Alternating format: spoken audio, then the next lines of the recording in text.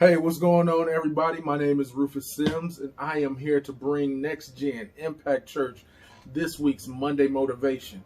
Now, I'm live and direct right here in Detroit, Michigan, the great city of Detroit. I know you're probably asking, why is somebody from Detroit bringing me my Monday Motivation? Well, it's simple, because I am you and you are me, and I am Impact for life. And me and my family were there up until 2016, and so I counted the honor and the privilege to be able to share just a few words to motivate the next generation and anybody else who sees this to go all in. And so before I do that, I do have to do something. We're going to talk about going all in, just again to let you guys know that. And we're going to talk about how going all in so that you can go all the way up. Y'all remember that song, All the Way Up? Huh? Nothing can stop. Hold on. I got to clean this. Give me 1 second. Oh, there we go.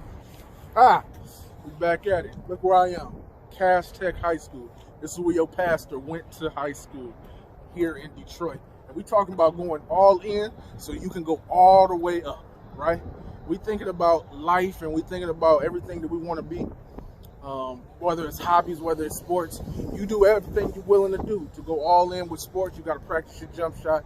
You got to do some things. When it's a young lady or a guy you like, you go all in. You sending text messages, liking all their pictures on social media. What are you willing to do to go all in for God?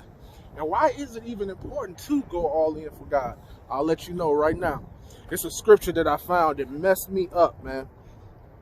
Revelations 3 verse 15 says, I know all the things you do, that you are neither hot nor cold. I wish you were one or the other. But since you are like lukewarm water, neither hot nor cold, I will spit you out of my mouth. Woo! That's Jesus telling us right now. We can't be right in the middle. We can't be on the fence. We can't half do it. We got to choose to either be all in for God or to go on about our business and go on and do our own thing. I don't know about you, but I don't want to be separated from God. I don't want to be away from God for nothing, because I know when I'm with God and all my other stuff will come to pass. Everything else that I want will come to pass. And I hate to tell you, it's a hard truth when you're talking about going all in, because that means you got to make some sacrifices in life, right? That means you might have to cut some people out. That means you got to wake up a little earlier, go to bed a little earlier, study a little harder. Here's a quote that I found talking about sacrifice. If you don't sacrifice what you want, then what you want will be what you sacrifice. Let that sink in. If you aren't willing to sacrifice, or excuse me, it says, if you don't sacrifice what you want, then what you want will be your sacrifice. I can't sacrifice my relationship with God for anybody. And I have a question for you. What are you willing to sacrifice? What are you willing to do to prove that you are all in for God? Man, I am so excited. Whew, and it's cold.